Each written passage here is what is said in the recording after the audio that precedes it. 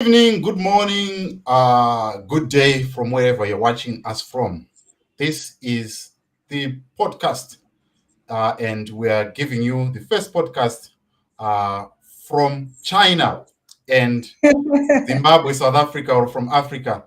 And I'm joined by my sister here, who is in the Asia Pacific, which is in China.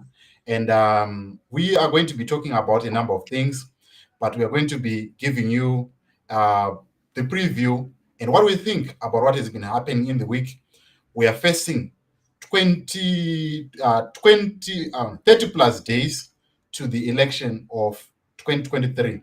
And it's very, very important for us to talk about subjects that are happening and the news that is happening during the week. So it's going to be your weekly podcast between me and my sister Zeki. She's not new to this. We have been friends, I think, for over 3 years now. For a long time. Yeah, you're right. Yes. Hello and welcome. And how is it there? You can see we are in jackets. Well, I can see that. Here is today the weather is so beautiful. It was raining. So, Yes. but it's very hot. Okay, it's very hot. So, yeah, welcome everyone. This is Ziki and, of course, my brother JC TV Africa. We're going to be giving you weekly reviews of what is happening in the political arena, social arena, and many other things that we feel you might want to know about. Okay, so we do have a lineup of quite a number of stories that we're going to be sharing with you that happened throughout the week. Okay, so let's just get straight into the stories. All right. Okay. Uh maybe from as a woman, how do you feel about the inclusion of Madam Elizabeth Valerio?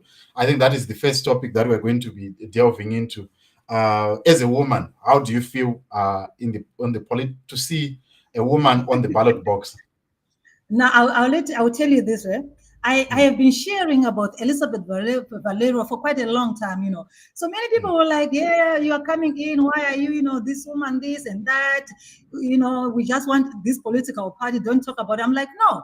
The reason why I am talking about Elizabeth Valero is because she is coming in as a woman. It's an inspiration. It also drives other ladies, okay, regardless of, the party that she's coming to represent, or despite of any other, the fact that she's a woman and she's mm. playing a role in leadership, and especially in politics, to it, that thing on its own to me is very, very important.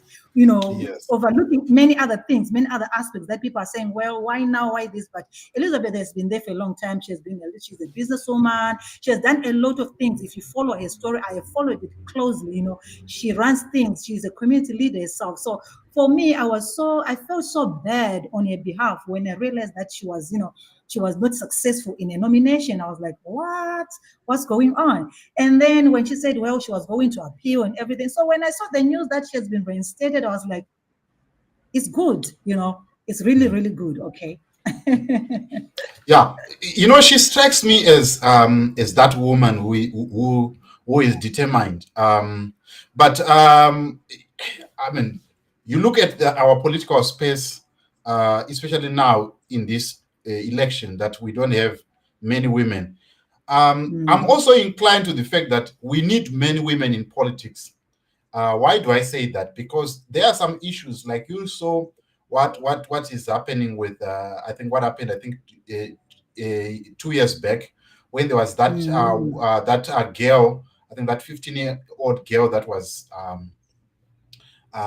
impregnated and then she died Mm. at an Marange church in Manicaland, which was very, very Yes. unfortunate. But if you then have less women in the political space, you don't have those issues discussed. So I really think that it is very important for women to participate in that political space. However, my only problem that I have is I think it must be, you must earn it. You must earn it. You must not just claim that just because I'm a woman, I must be in politics or I should participate. You must earn it. You must be someone. Let the community choose you. Let the people, your drive for things be like. Let me give, for example, someone that I can say she's a community leader. Someone like Tilda Moyo. I think we all know her, right? If Tilda Moy is going to get into politics, she's someone who deserves it. Her works speak for themselves, or even any other woman that you can think of. As long as you are influential, your community loves you, you have, what can I say, constituents. Don't just say because I'm a woman and I talk about politics, so I deserve to be on the ballot box. You have to work for it. You have to work for it. Whether you're in ZANU-PF, whether you're in MTC, whether you're in Triple C or wherever, you need to make sure that the community knows you. You don't just rock up and say, I want to be known. So for me, I think that is my view. And I really love that. But I can also say, you know what, Elizabeth, a lot of people, you know the issue, like in Zimbabwe, you know, if people bid you to be something small, something, you are not really given platforms to talk, okay, to speak or to be known. So it's kind of you're on your own trying to make people know you are doing this, you know, you don't get into interviews and everything. But if you follow closely on Elizabeth, you know, you realize that she has been on different platforms, you know, in terms of leadership, even on the international and regional, she has been there. And in a community in Hwange, where she is, where her businesses are, she's well known, she's involved in community service. So I'm very sure that when it comes to the people in her own constituents there who know her in Hwange and everything, I think, you know, they support her, you know, they love her because they know they've seen what she has done in the community where she's coming from. You know, the encouragement for, you know, she's much into wildlife preservation. She's also into upliftment of young girls and everything. So I think it's okay for now. You know, it's okay. So we just love that she's there. She's also, you know, being a hope and a pillar to, you know, to other young girls, to other female, you know, aspiring politicians and, you know, presidents, you know, to say, well, just, you know, push it. You can. Yes. I totally agree with you that like Elizabeth Valerio, looking at is entering into the politics because she is, you know, there are those people who enter into politics because they don't have anything to do, or they failed on other spheres of life. Do you get what I'm saying? Yes. She strikes me, and if you look at a leadership structure, like when I went to Zim in 2022, I was driving around Harare and I could see her posters, and I can see also she's into properties, and that strikes me as someone who is not just in it to earn a living from politics, but she's in it to serve a community. So I totally agree with what you're saying, that when it comes to Elizabeth Valerio, she is a community leader for me, and it's only that our political space is not giving her that opportunity, or people are mainly focused on the two frontliners, which is Triple C and Triple C and ZANU-PF, and they tend to turn a blind eye on her. And I don't want her to be like what happened to Margaret Dongo, whereby she's known, but she's not known. I don't know if you get what I'm saying. She's known. I know. Yeah. She's known. She's not known. Yes, she can be interviewed and she can put her words into the political space, but in terms of influence or to be on the ground and all of that, I don't want her to be like that. And to me, Elizabeth Valerio strikes me as such a person. And if I'm correct, she's from the colored community, right? Yeah. And we have less representation of women from that space, and which is a good thing for me. So I'm also equally happy with her inclusion in the on the ballot box. But you saw what do you think of the reaction by Linda Masarira when she heard that, you know, Elizabeth was reinstated? Yes, actually, I'm happy that she is happy. The fact that, because you know that many women, they say Nshona Mandie Mkazi Mkazi. And in many cases, what I've seen is that women in politics, they actually are sabotaged by other women that are in politics. The women that are in politics, once they get in there, they become gatekeepers. They don't allow other women to get in. So okay. I guess that as much as she is elected, she is not going to become a gatekeeper, especially in big parties like whether it was MDC, Triple C, or now ZANU-PF. So I think that is an issue that needs to be. Women need to grow up, if I can put it that way. You don't need to be gatekeepers once you are now on the positions of power. Make sure that you look out for your other women and don't please. That's my thing. So I'm excited that Linda Masarara is also excited, and that is a good thing.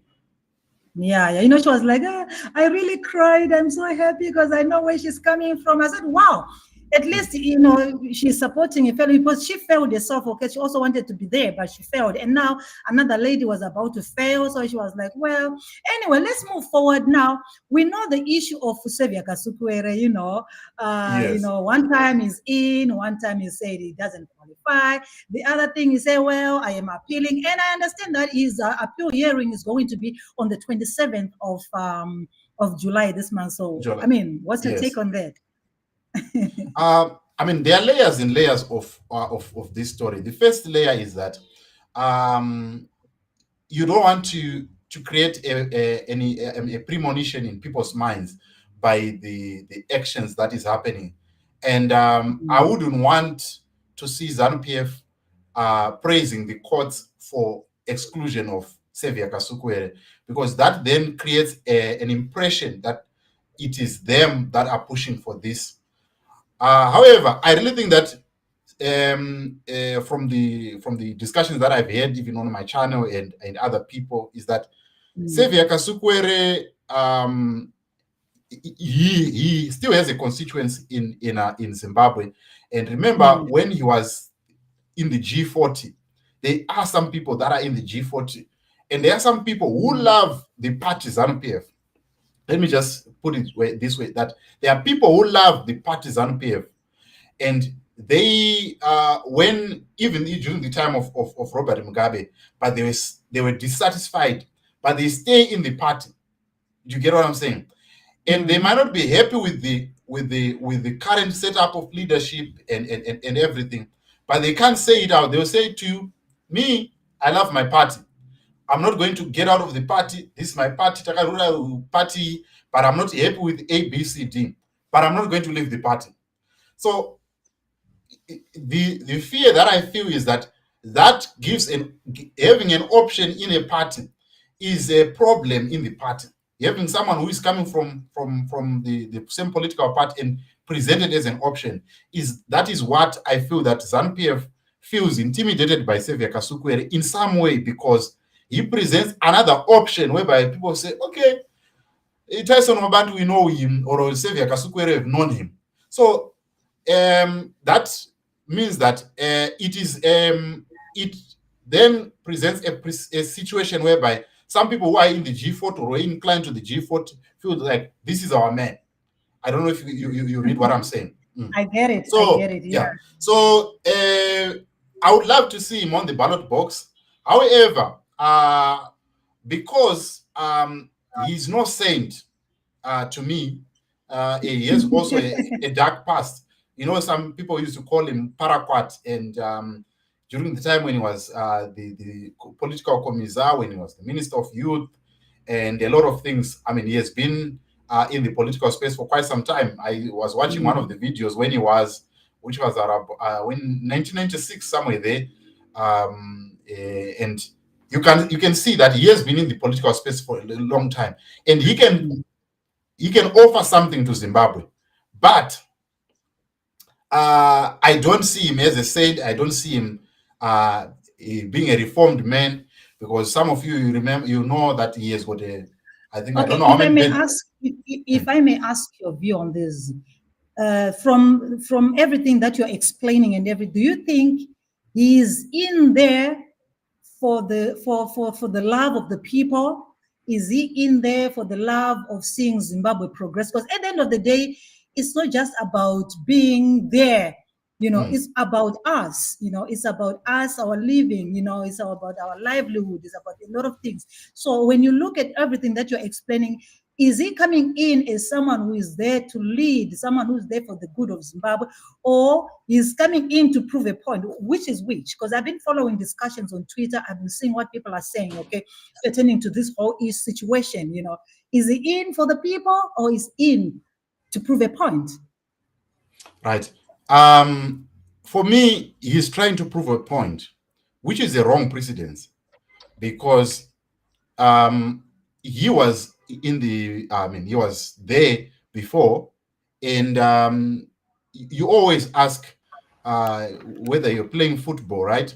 You can play good football, but if you don't score, people are much concerned about the results. So the results that Xavier Kasukwere has produced when he was the Minister of Youth, and when he held other ministerial posts, is what we will then ask, that what are you in this for? So I feel like he's in it because all these 5 years that he was probably exiled, what community, in his own community, what has he done in his own capacity? Can he show us something that he has done personally to say, I've done A, B, C, D for the people of this community? So even if he was exiled, or he was feeling that he has some case to answer, or he's saying, I'm fearing for my own life, the question is, if you are so concerned about your community, or the community of Marshland Central, where he comes from, what have you done for the people that are in the community? Can you show us results of what you have done? What have you pushed for? You get what I'm saying? Very interesting. Yeah. So for me, when he was trying to get back into the party, into ZANU-PF party, he was pushing, and now then he sees that the option for him to come to the party is not there. Then he now wants to contest as a leader. The question is, once you are in, what are you going to do? Before you get in, what have you done? So if you look at the past of Xavier Kasukwere, it's not as interesting. And for me, I don't think that he's in it to forge a way forward, or maybe I think he's that in there probably to spoil a party or to prove a point. That's my look. Let's just wait and see the results on the 27th of July, when they're going to hear his case. Is he going to be given a go ahead or something? So let's just follow on that. Like I said, we do have a couple of stories that we want to look at, and we know the issue of our beloved prophet Hubert Angel. I've seen that he's in the country, and I've seen that also he was appointed for some post in the Pan-African Parliament? Yes, in the Pan-African Parliament. Yeah. So I saw that he was appointed. They said what? As ambassador for interfaith dialogue and humanitarian affairs in the African Union's Pan-African whatever. So I was like, oh well. And then many people are like, well, he's in the country. What's up? What's going on? I was following some posts on was it Zigo TV or something, when they were also talking about his campaigning and Yeah. You see, if you would ask my opinion, maybe based on my personal preference, I would say that there is a mark on his head in terms of the things that happened with Al Jazeera, and I also saw Al Jazeera commented on that after he was appointed in the Pan-African Parliament. That also leaves a lot of doubts on the commitment in the Pan-African Parliament. But that being said, you must understand that when it comes to politicians, they deal with the numbers. They don't deal with the reputation. They deal with numbers, because numbers are important to politicians, because they are part of the democracy. So whether Hubert Angel has been judged in the court of public opinion, it is to them, it doesn't matter. What they value is what constituents does he command. And if you look at Hubert Angel, he has a constituents in Prophet Bushiri's church, which is one of the biggest church in the Southern Africa. So now You then look at that, and then they look at his influence. They then make a Mhm. decision to say, okay, let's bring him in. He has a constituency of people that follow him. If we are talking about if we want to have a conversation with pastors and politicians and pastors, or the men of the cloth, they have a good relationship, which because the pastors, they speak to the congregations every day. The politicians, they can come maybe once a year or once a month or once in 6 months. You understand? But the people are held by these pastors.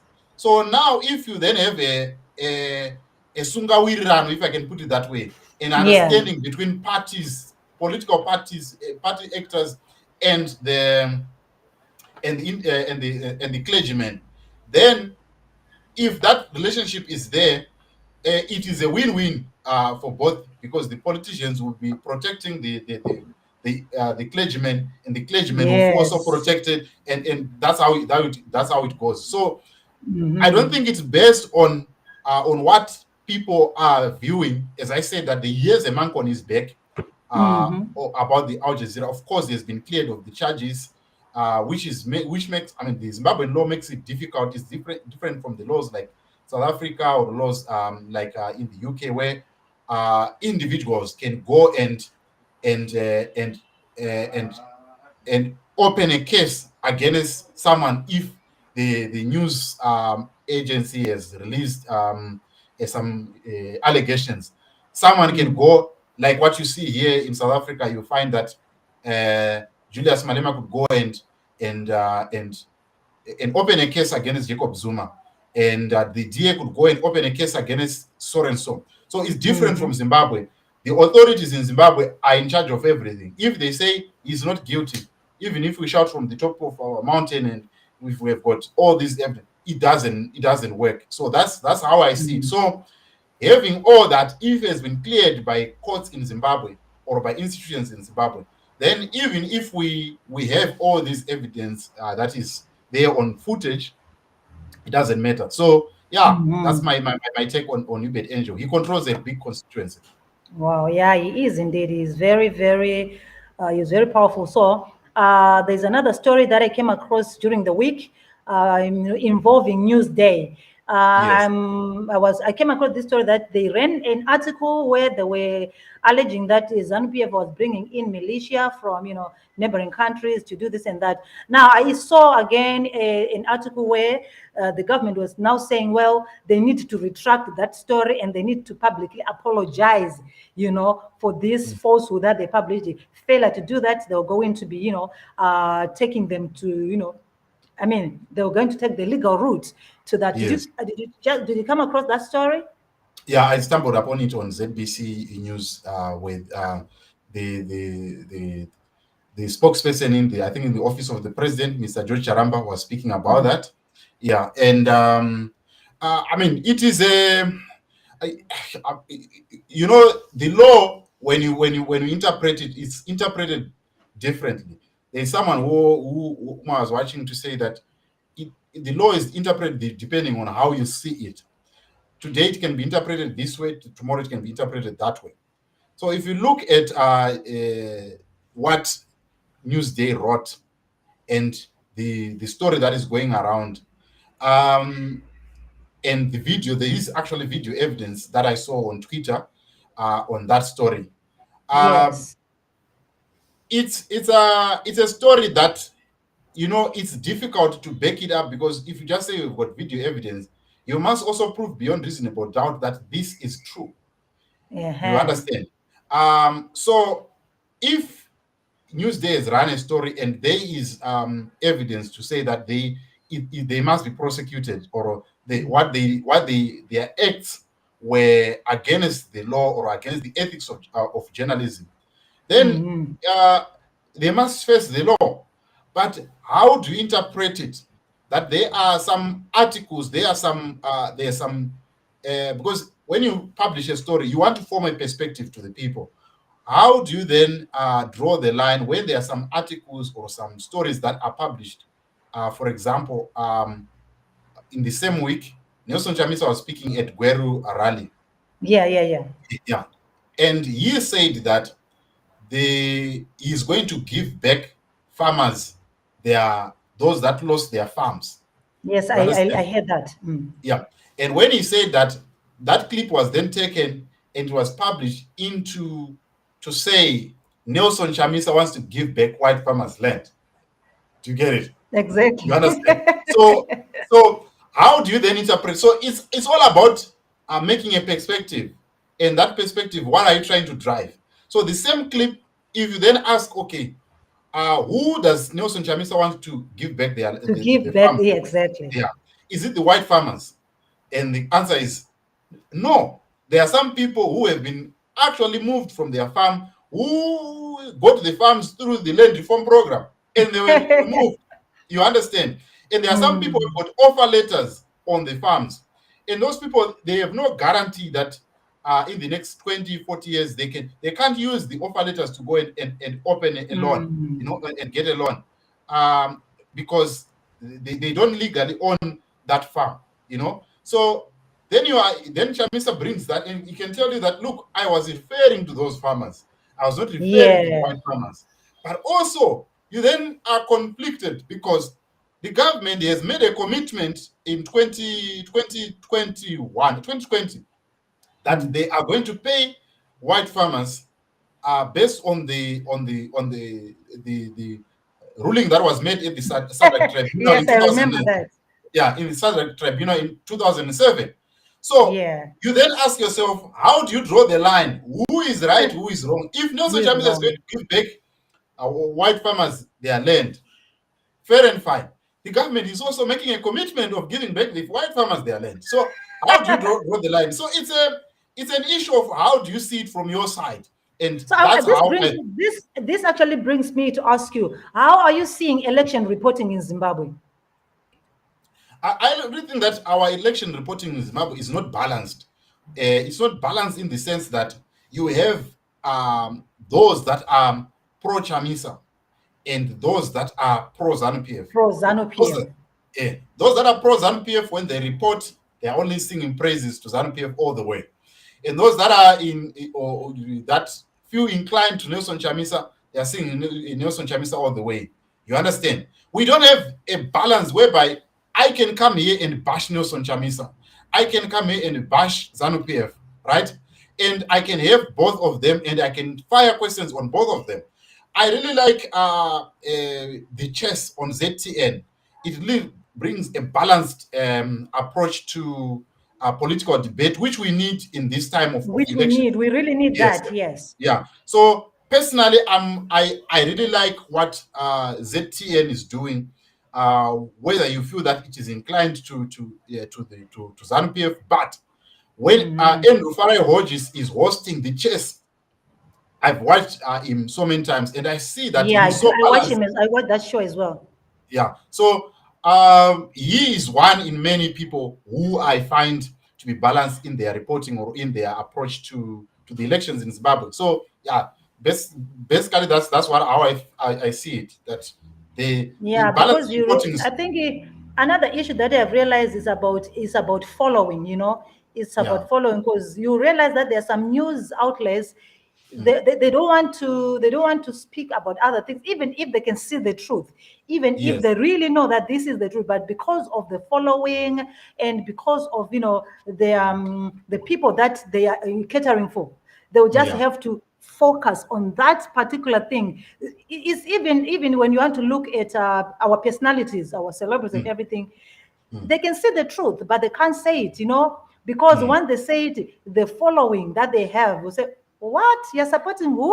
So at the end of the day, from reporting, from the articles that we read, from the new, and everything else is just so divided like this. We don't have that balance that we have. Anyway, now moving forward to another interesting story that we saw, social media everywhere being shared about Honorable Barbara Rhodes. We saw the clip. I watched the clip on Twitter, and I was following the debate. And I listened to it, and then I came across that the police were like, well, it's now under investigation to really to understand what really transpired. Yes. I've done a video to make a commentary on that. And what I said that is Uh, the issue of Barbara Rosie and him, maybe exchanging words with the police officer, Mm. um, it then opens up a lot of, it sets a precedence which is wrong to the ordinary maybe office bearer, that Mm. what are you going, if you see a police officer doing his job, yes, we can Yeah. question a police officer when they are doing their job, but there is Yes. no need for you to then hail insults like in Chakubata and all of that. That was not necessary. And for her, she is still young. I understand she might be in her 30s, and she needs to understand that political landscapes, they change from time to time. You might be finding that the same people, or the same people that you are saying they are not going to win this time, you might be Yeah. working with them, because they always say that in Exactly. politics there are no permanent enemies, but they are No, permanent, they are not. they are permanent interests. So the same people that you are saying we don't want to, I recall the other time, was it in the early 2000s, there Yeah. were people who would say, maybe jokingly, that uh, the likes of our vice president, that I'm not going to salute Morgan Changirai, Mm. because Oh, that time. yeah, anakwenda kuhondo or something like that. But he had to eat the humble pie one day when Morgan Tsvangirai was now the prime minister. So that means that you don't say never or never, or you don't get to those extremes. Here, Mm-hmm. questioning the police officer and all of that, trying to say to get out, to if the members who are in the campaigning team, or in a campaigning team, get Yeah. arrested, and she is trying to get them out. She is rightly so. She's supposed to get them out. But don't go to those extents of trying to stamp authority or abuse authority because you feel you are Mm. entitled to. It's not like that, because history books are not blank. Tomorrow, people will judge you because of your actions today. And Mm. I think that Barbara Rose was in error, and I think if the principals were listening to that, they should be able to correct her for what she did. It's not Can we good. say can we say it's maybe in her nature to be a little bit aggressive? Is she not the one who was at the Pan Africa Parliament running with the ballot? Yes, and it's in her nature that she's like that. But you then ask yourself, you are in you are even I remember the EFF leader commending her, and congratulating her for her stance Mm. and what she stood for during the Pan African Parliament. I think you remember when Yes, Julius yes, yes. Malema had an exchange with some people, Mm. and they were saying, "I will kill you," and all of that. And there comes Barbara Rosie, and she was commended for what she did. But Yeah. now this is not good for her career if she is serious about politics. So yeah, that's my view on that. I think that she was in error and she needs to be rebuked by her principals. Yeah, we'll see how that is going to be since they say it is now under investigation. So we're going to see how everything is going to play out there. Anyway, do you have any other stories that you came across, just the headlines during the week? Because we still have more. We still have a couple of more stories there.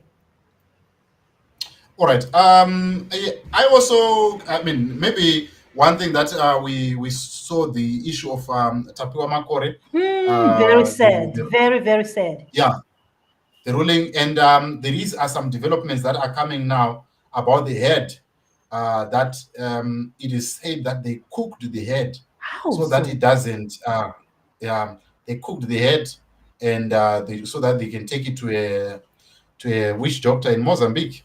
Very, Hmm. very, very sad. So Yeah, which that means one that is it. that head is in Mozambique. Wow. uh yeah, I mean, probably, this judgment was deserved. Personally, I Yeah. feel that it was deserved. It was deserved that they would be given a death penalty. But in the same vein, the precedence that is set, how long is it going to? I mean, are we going to celebrate it? Are we going to see it being applied on other people? Like you recall the guy who shot a conductor, a Zupco conductor in 2020. Yeah, yeah, yeah, 2020, or early 2021, I think. We shot a Zupco conductor because, and also, if you know the gentleman, I don't know if should call him a gentleman, Pius Jamba, yeah, who killed I Mo know, Blessing Ali. that one. Yes. Yeah. If that is going to be also applied on these individuals, because the challenge with the death penalty is that, of course, they have time to appeal. Probably it might take 2 years Yeah, before yeah. they exhaust their appealing and everything. The challenge with the death penalty is that if it then we get more judgments of this nature, how are you going to draw the line when some judgments or people are wrongfully convicted? Convicted. How are you going to draw the line? Yeah. Wow. So it was good that it happens this way. However, a life imprisonment in Zimbabwe is a good punishment enough for one to how our jails are. The likes of Chawagona Apana and all of those Yeah, I places. know. The situation is very. It's you being there, just there, being in jail. It's a good enough lesson, and if somebody does such a heinous crime like what Tapiwa Makore Senior did with Tafadzwa Shamba, they really probably deserve another chance, of course. But for this judgment, I can say thumbs up to Judge Namatum Tevez. Yeah, because I was following some people, some people say, well, Zimbabwe is a Christian nation. This is what people are bringing out. Zimbabwe is a Christian nation, so we cannot celebrate that these people are going to be killed and all this kind of stuff. Like, well, other people say, well, Christian aside, if we were a Christian nation, these people wouldn't have done what they did, right? So Yes. let's forget about. So there was just a huge debate. I think it's because it's not something that is very, very common or known in our country. Someone can be, given such kind of a punishment. Okay, so people are like, in Zimbabwe, we still have this, we still practice this. A lot of people were surprised to see that we still have such kind of if a judgment like this.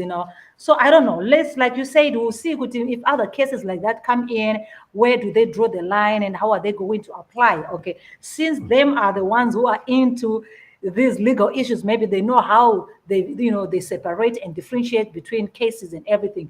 So in this case, we don't know. Let's just follow. But at least there was an element of closure on the family, to just know that, okay, this is what transpired. We know Kutazwa is no longer going to bring anything or the child back, but at least there is some element of closure. And also moving from another sad story to another sad story, we know the issue of Baba Guti, the homecoming. When is it?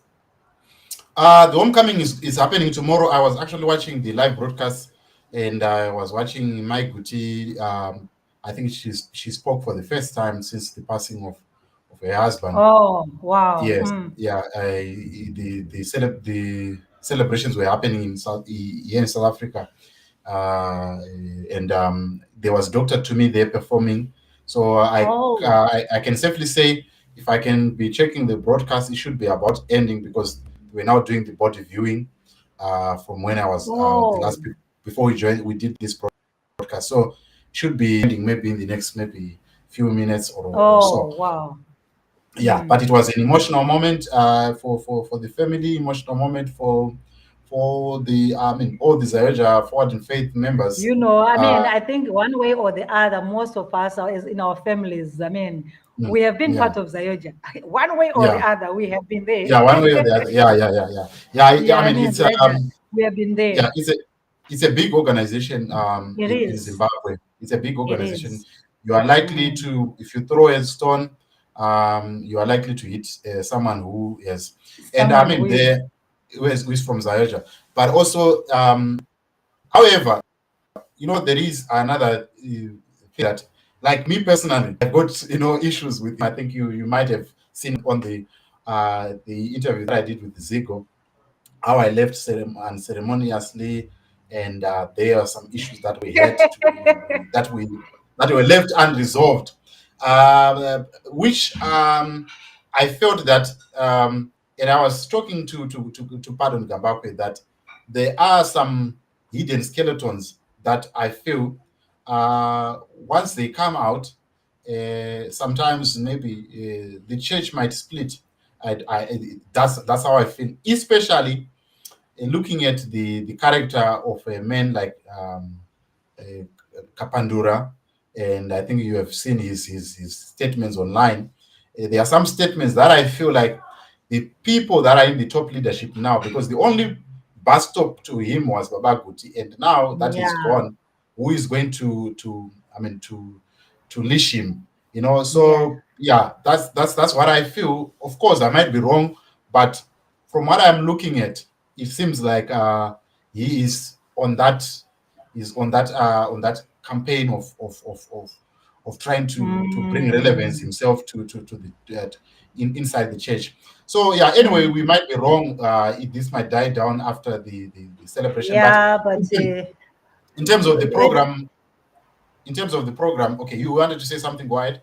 no. I was just saying, well, Zayoja is a huge organization, just like any other organization. If the founder, the visionary, the leader goes, Yeah. a lot of people, they don't understand the vision because it was just birth of one person. So it's just passing. So others will, you come and say, maybe let's now change and go this direction. Now let's Yes. try to bring this. Let's try to modernize and this. So by so doing, it distorts the real traditional setup of the whole thing. So this is where I think some problems might arise. But as of now, we just say Kunamba Guti vafambe zvakanaka, takavaona vakanga varipo. He did what he did.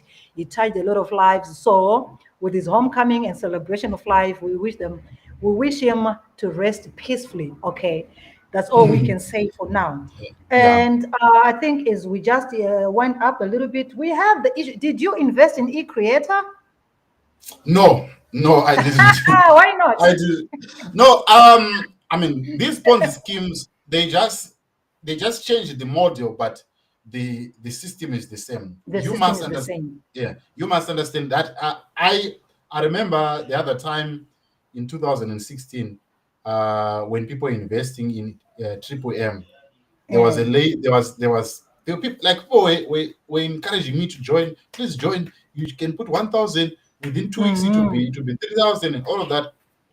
And I said, my friend, I know how Ponzi schemes work, and I'm not going to join this nonsense. And surprisingly, Yeah. TechZim reported on the 30th of May that eCreator is a Ponzi scheme. But eCreator was trending. People saying, I mean, there had a lot of agents everywhere. Join eCreator, join eCreator, join eCreator.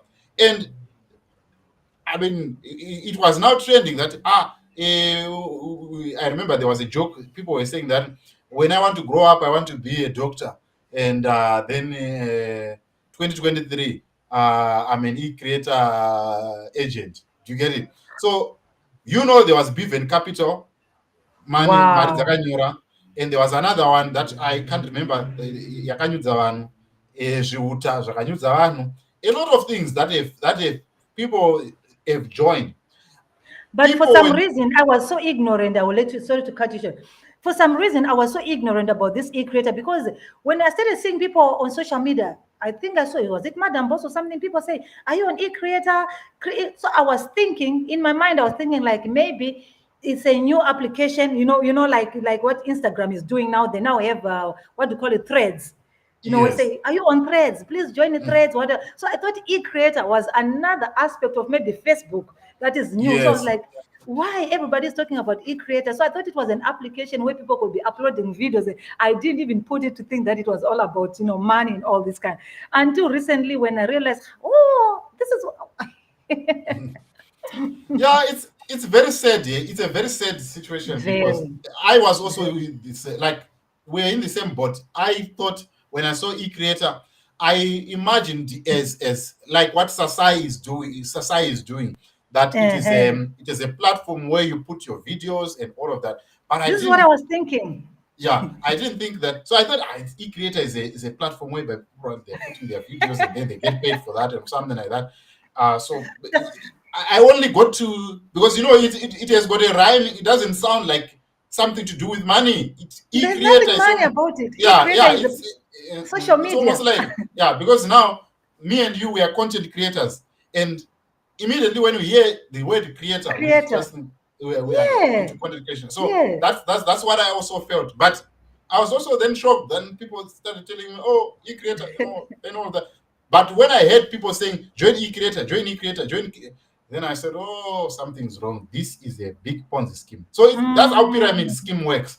It only benefits wow. few individuals at the top, and then that's it. So yeah, That's it.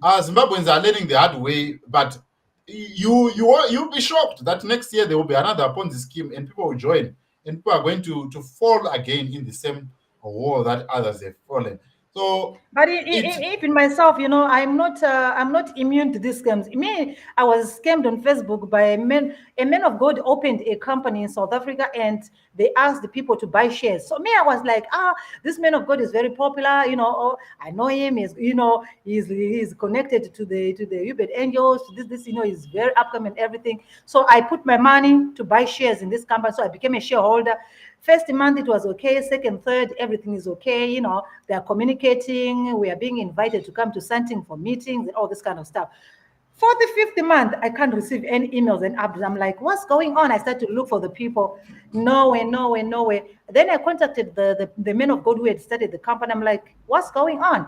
And the men of God was like, the company closed because some people were now. I said, but you are the one who opened the company. I lost my money. So he was like, yes. And then I said, if you don't, you talk to me nicely, maybe I have to put this story outside. Then he threatened me.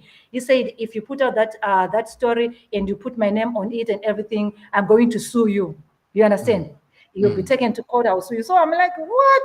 And here you are the one who opened an account. Now you want to sue me. So I said it, but I contacted a lot of people. A lot of them, they're afraid. The people I contacted who used to be, some of them used to work in managerial for this company. They were afraid that if they speak, they're going to be sued because this guy is powerful. He's connected to the Ubed Angels, to the Bushiris, to, those Godfather, son thing. So imagine, I bought shares in a company that disappeared. And the man of God is still there on social media. His life is going on. So we are all at yeah. one time victims of these things. Yeah. I wouldn't want to say I'm immune to that, but what I can say is, what I've learned over the years is, when it comes to investing and finance, leave it to the pros. The ones that have been doing investment for a long time. Yes, they will True. disappoint us. Yes, you can get Facts. disappointed by those people, but it's best to invest in a system that is traceable. Don't just invest Mm, because somebody has told you that they are going to be returns. And these guys, they focus on the returns, but they don't focus on what they have done themselves. You understand? exactly. So Mm. yeah, most of the scams, when they've happened in church, and I know a lot of people that have invested in scams that happened in church, and it's very In easy to church, scam people yes. from church. Very, very easy Very to scam easy. people. Yeah. So this is what has been happening because maybe of your point that you said earlier on that Zimbabwe are a Christian nation. We're too soft, and that makes us to be susceptible to these scams where people they start to come to We us. Because quickly believe people. imagine if that guy maybe went to a church and people in that same church they've joined. How Yes. many people have joined Mm. and all of that? So I saw a gentleman who was on H Metro from Congolese. He said he lost 1,700, and he was speaking saying takajoina mari dzedu toda kuti zvinhu takazoona paTV and all of that. Like, so Mm. learn it, Zimbabweans. Don't invest in church. Don't invest in someone who is a novice. I would invest, let's say, for example, if Nigel Chanakira comes and says invest in this, right? Mm. I can be able to give an ear, I can encourage people to join. Why? Because he has got a history with finance. If somebody like maybe Strive Masiwa comes and say, let's invest, I can be able to listen to him because he has got a history with finance. It's the same thing. We don't hire people who don't have experience in you. Have you ever hired? Have you ever seen someone hiring? going to a doctor who has no qualification. We don't go to them. We go to a doctor that is certified, that we know that is if we want to get doctoral services, we go to a physician whom we know is qualified. But when you talk about finances, we want to go to novices, to people that have no experience whatsoever. This Zhao what? He was in he came in Zimbabwe in February. No traceable records. People are quick to invest. How naive can you be? How naive can you be? Like, seriously. So yeah, it's I was surprised to see that he was in the country in February. Anyway, anyway, let's move. Oh, there was let's touch this one really quick, and then we finish some two stories. The issue of what happened in the blast that happened in Johannesburg. Oh yeah. That one it's a sad story, of course. That happened in Joburg. I watched the CCTV footage of but what happened was there's a company that was implicated, and the company said no, our pipes are intact. It's not our own company, the gas company. Yeah, there are still a lot of speculations, that are going on around on social media immediately, because this happened immediately after Putin was confirmed that he's no longer coming to the BRICS summit, which is very, very crucial for South Africa. But one also must not put away the fact that I think few weeks ago there was an earthquake that happened in Johannesburg, and you must know that if you look at the city of Johannesburg, or Johannesburg metropolitan, it is a city that is got tunnels underground, because people went in there in search of gold. If you go around Joburg, if you go to Soweto or any place in Soweto, there are dump mines. All those dump mines, and those dump mountains, smaller hills that has got the debris of when you are mining gold and when you're refining gold. It shows you that there is a lot of soil that is underground that has been taken out when people were in search for gold. So it makes the city of Joburg to be a ticking time bomb. Such just a thing where,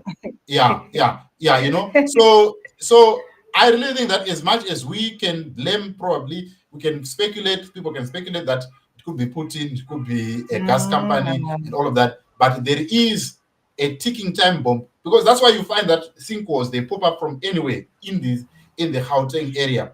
It's because a lot of mining has happened underground. So we are bound to find such problems.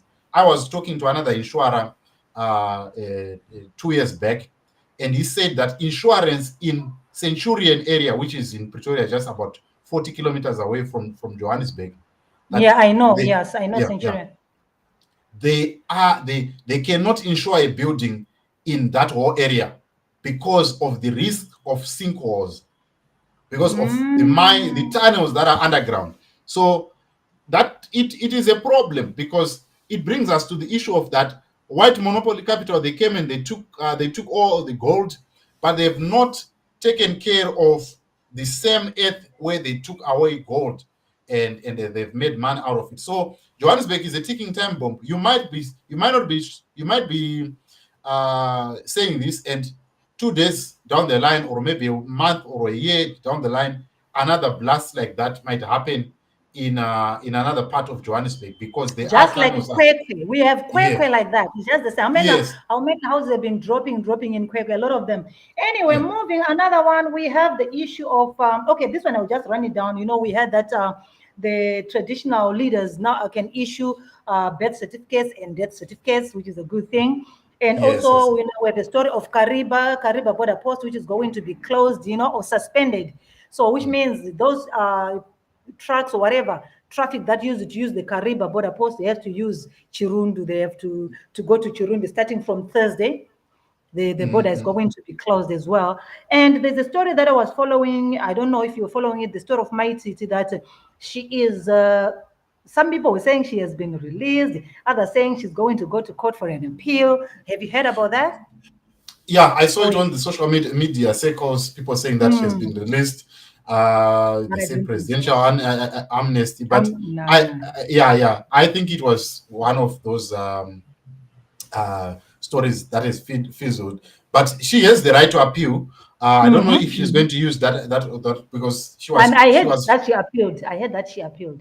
yes. So it's a big story. Obviously, I don't think there is a lot of layers on her story, but the law can only be interpreted by those that are That that are those that sitting are on in it, the yes, yeah, yes. that are sitting on the benches of courts. So yeah, I don't think it's true because it should have trended. It should uh, have. it should have trended It that should have. Yes. Mighty T is out. I don't think she was going uh, to be shielded by the fact that we're in the election mode. If she was Yeah, I out, don't think so. yeah. So I think it's one of those fake news. Anyway, so thank you so much, Jesse TV. I think we have done justice to some of the stories. I hope we're going to see what is going to be happening throughout the week. It seems like there are a lot of stories that are in need of follow up. We do have the Kasukwere trial that will be coming. We Yes. also do have, I think there's a rally. I'm told one big rally that is going to happen in Harare. I haven't really followed on it as well, but I'm also going to follow it on that again. So I don't know if you've got anything else to add. Let's just close so that we don't reach the hour. All right. Thank you so much for the opportunity. Hopefully, we're gonna be doing this on a weekly basis to our viewers. But there are a lot of stories that are happening, that are popping up, that we will be monitoring. Even the story of Linda Masara, I've spoken to her this morning, and she says that she is Yeah. also appealing to be on that ballot box because she Mm-hmm. said that she paid in RTGS. And I also saw on the chase, Douglas Monzora has got 70 MPs that are also their court is going to be held today, whereby they also want to seek reinstatement Yeah. on the ballot box. So we're going to see how the politics is going to play out in the next few days. But thank you so much for the opportunity. Hopefully, we are going to Wonderful. keep on having such a wonderful podcast from different parts of the Yes, world. yes, and yeah. We will also have to we'll try to bring in some people who can also give us their insight on some of these issues. We can have experts, political analysts, so that we can just also listen to them. To understand. From a specialist, point of Yes, view. yes. Yeah, definitely, definitely. Thank you so much. Okay. All right, all right. Thank you It so was a much. pleasure. Nice. Okay. So I'm going to do the countdown. You just hold on for me. I'm going to do, okay, wait. I'm going to do the countdown. Okay, here we go. Then you can